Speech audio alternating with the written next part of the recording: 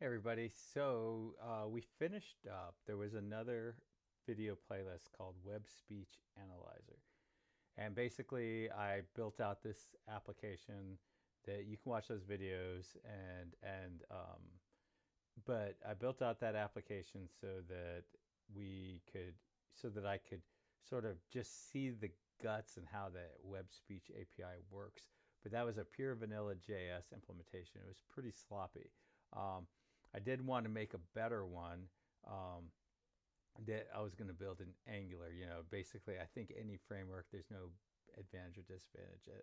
Uh, but for me, I know Angular better, and I think Angular is probably, I don't know. I'm guessing Angular is better for.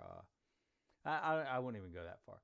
I'll just say that Google, I think, is going to support the Angular framework for the foreseeable future, for at least the next probably 10 years. So then I want to be able to update this application if I need to, so that it's using sort of the latest and greatest features. And it shouldn't be that complicated of an application, so it should be fairly easy to keep updated. The only third-party library I plan to use is Angular Material, and that is actually probably the biggest reason, because this tool has a ton of like checkboxes and stuff. So basically, I'm just gonna go into visuals. I mean, into YouTube and just say new playlist, and I'm just gonna call it Angular Web API Speech Analyzer. Another reason I'm doing this in general is just so that I have it for like in the future as the API changes, because the API has already changed since I started making changes, and and in the future I'll probably want to try it on different browsers and stuff, but I do want to have like the tabbing and all that stuff, and Angular Material takes care of all that for you. For now, I'm just going to make that the description as well, and create. Basically, all I did was create an Angular version of it, and I'm done in there. Okay, so next, this is what my current folders look like for this. Basically, there was like a DOM examples, which was just basically the example that they created in the web, the W3C, I believe it was, or the MD docs. Anyways, they had an example which they had a voice a voice implementation where you could change the text and stuff. And you could change the background color. And so I did that, and then I also redid it in Angular. And then I made my own analyzer, and now I'm going to do my own Angular analyzer. So this is what it looks like right now. I'm going to take that away, and I'm going to do this the um, in the command line. So make dir Angular WSA.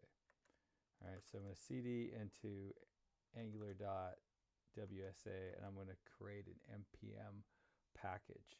Okay, so I'm going to say npm init-y, and basically it's going to give it the name Angular-WSA. I don't think you can do dashes, but oh yeah, you can. So basically, now if I just created that, I should have probably did a dir. I have this package down in here. So basically, I want to install the Angular CLI. So npm install at Angular/CLI. Do this all the time. And this is quite often how I figure out that there was an actual update and there's a new version of Angular out there. So we're at Angular, it looks like 16.11. So if I say code dot, I have my package, I have my node modules, and I have my Angular CLI 18.04. I don't know what I was talking about before with that. Yeah, so 18.04 is the current version. Now I like to create my, let's type in help. I like to create my packages by creating a script in here. So ng, I think it's dash help. I quite often get this wrong. I'm going to create a new terminal in here, and I'm going to say npm run help. And hopefully we get, nope, is it dash H? Oh, yeah, maybe dash H. Let's run that again. npm ng. I'm just going to do a Google on that real quick.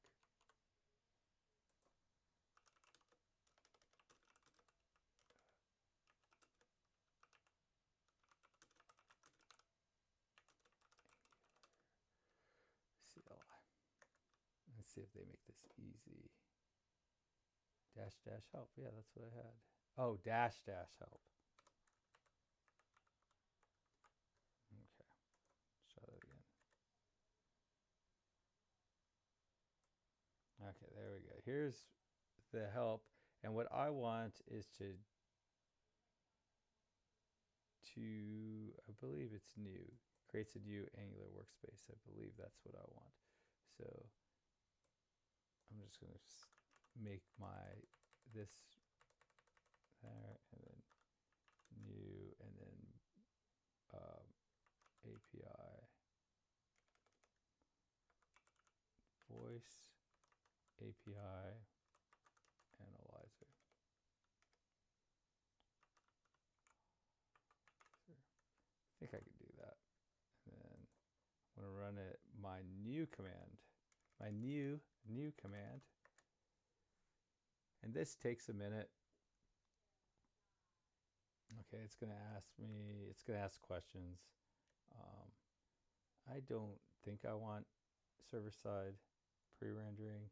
I think that is mostly, site generation is mostly so if you want something to be searchable on like search engines, and I don't really care about that, so I'm not gonna go for it. So this takes a minute. Basically, it's building out an entire Angular application, and it just, like I said, it just takes it a minute. A lot of times though, like I can, let me expand this out.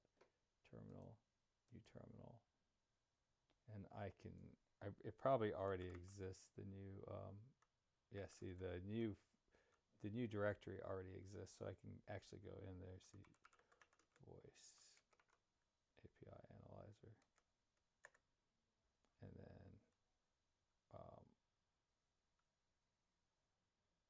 then did I spell analyzer right?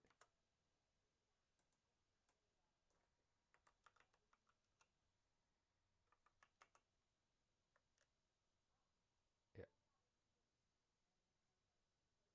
Yeah, that's right. Okay. That's the worst one. Right at the beginning, you do like a misspelling, and then it's like broken. Okay, so that's all done. So what we can do is go in there and we can say code dot, and then I can kill this one, and I'll just go like this, and then create another terminal and npm start.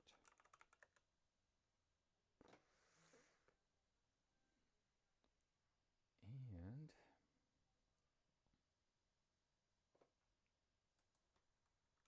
localhost 4200, and there we go. Let's see, how long are we into this video? 9:23. I think that's good. So yeah, this is the kickoff video for the Angular Voice API Analyzer. In the next video, I'll probably just add Angular material and maybe try to get like some state variables so that we could figure out if we are in a what's it called, the the legitimate API, or if we're in the WebKit API.